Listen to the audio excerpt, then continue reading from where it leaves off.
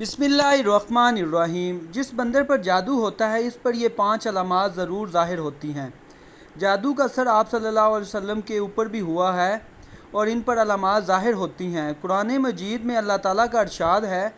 اور وہ یہود تو اس چیز یعنی جادو کے پیچھے بھی لگ گئے تھے جو سلیمان علیہ السلام کے عہد حکومت میں شیاطین پڑھا کرتے تھے، حالانکہ سلیمان کریم نے کوئی کفر نہیں کیا بلکہ کفر تو شیطانوں نے کیا جو لوگوں کو جادو سکھاتے تھے، اور اس جادو کے علم کے پیچھے بھی لگ گئے جو شہر بابل میں ہاروت اور ماروت نامی 2 فرشتوں پر اتارا گیا تھا۔ وہ دونوں کسی کو کچھ نہ سکھاتے تھے، یہی تک کہ وہ کہہ دیتے تھے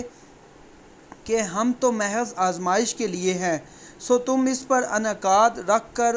کافر نہ بنو۔ اس کے باوجود وہ یہودی ان دونوں سے ایسا منتر سیکھتے تھے جس کے ذریعے شوہر اور اس کی بیوی کے درمیان جدائی ڈال دیتے، حالانکہ وہ اس کے ذریعے کسی کو بھی نقصان نہیں پہنچا سکتے تھے مگر اللہ ہی کے حکم سے، اور یہ لوگ وہی چیزیں سیکھتے ہیں جو ان کے لیے ضرور رساں ہے اور انہیں نفع نہیں پہنچاتے، اور انہیں یہ بھی یقیناً معلوم تھا کہ جو کوئی اس کفر یا جادو ٹونے کا خریدار بنا اس کے لیے آخرت میں کوئی حصہ نہیں ہوگا، اور وہ بہت ہی بڑی چیز ہے جس کے بدلے میں انہوں نے اپنی جانوں کی حقیقی بہتری یعنی اخروی فلاح کو بیچ ڈالا۔ کاش وہ اس سودے کی حقیقت کو جانتے۔ سورۃ البقرہ میں آیت نمبر ہے، آپ صلی اللہ علیہ وسلم پر یہودیوں کا سحر کرنا اور اس کی وجہ سے آپ صلی اللہ علیہ وسلم پر بعض آثار کا ظاہر ہونا اور بذریعہ وحی اس جادو کا پتہ لگنا اور اس کا ازالہ کرنا حدیث صحیح سے ثابت ہے۔ صحیح بخاری میں ایک حدیث ہے جو دوسری حدیث کی کتابوں میں بھی درج ہے کہ ایک موقع پر نبی کریم صلی اللہ علیہ وسلم پر بھی جادو کے اثر میں رہے۔ حضرت زید بن ارقم رضی اللہ عنہ سے روایت ہے کہ ایک یہودی نے نبی کریم صلی اللہ علیہ وسلم پر جادو کیا۔ جب آپ صلی اللہ علیہ وسلم نے اس کے اثرات کو اپنے اوپر محسوس کیا تو جبرائیل علیہ السلام تشریف لائے۔ سورۃ الفلق اور سورۃ الناس جن کو معوذتین کہتے ہیں وحی کی گئی۔ پھر جبرائیل علیہ السلام نے آپ صلی اللہ علیہ وسلم سے کہا، یقیناً ایک یہودی نے آپ صلی اللہ علیہ وسلم پر جادو کیا اور اس کا طلسم فلاں کنویں میں رکھا ہوا ہے۔ نبی کریم صلی اللہ علیہ وسلم نے حضرت علی کو رضی اللہ عنہ کو بھیجا کہ وہاں سے طلسم لے آئیں۔ جب وہ اسے لے آ کر واپس آئے تو آپ صلی اللہ علیہ وسلم نے حضرت علی رضی اللہ عنہ سے فرمایا، اس کے گروہوں کو ایک ایک کر کے کھولیں اور ہر گھرا کے ساتھ ان صورتوں میں سے ایک ایک آیت پڑھیں۔ جب انہوں نے ایسا کیا تو آپ صلی اللہ علیہ وسلم یوں اٹھ کھڑے ہوئے گویا وہ پہلے بندھے ہوئے تھے۔ صحیح بخاری شریف میں ہے، آپ صلی اللہ علیہ وسلم نے فرمایا، جو شخص نجومی کے پاس جا کر اس سے کوئی بات پوچھے تو 40 دن تک اس کی نماز قبول نہ ہوگی۔ صحیح مسلم شریف میں ہے، مسلم کی ایک حدیث میں ہے کہ رسول صلی اللہ علیہ وسلم نے فرمایا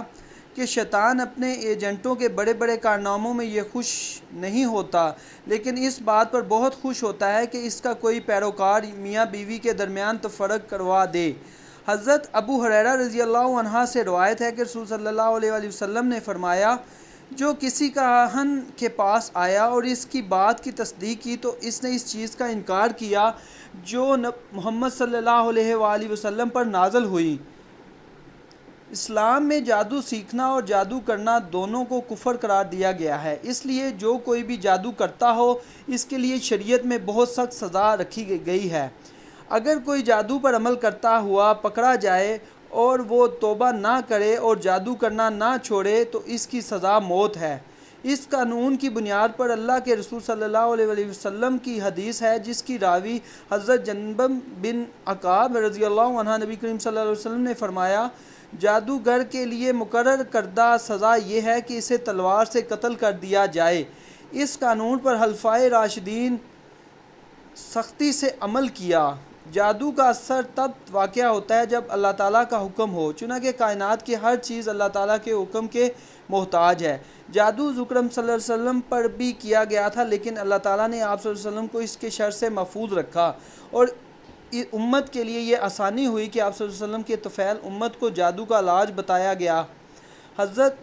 قتادہ نے رضی اللہ عنہ نے بیان کیا کہ میں نے سعید بن مسیب سے کہا ایک شخص پر اگر جادو ہوا تو اس کی بیوی تک پہنچنے سے اسے باندھے دیا گیا، اس کا دفیع کرنا اور جادو کے باطل کرنے کے لیے عمل کرنا درست ہے یا نہیں؟ انہوں نے کہا اس میں کوئی قباحت نہیں، جادو کا توڑ کرنے والوں کی نیت تو اچھی ہوتی ہے، اور اللہ پاک نے اس بات سے منع نہیں فرمایا جس سے فائدہ ہو۔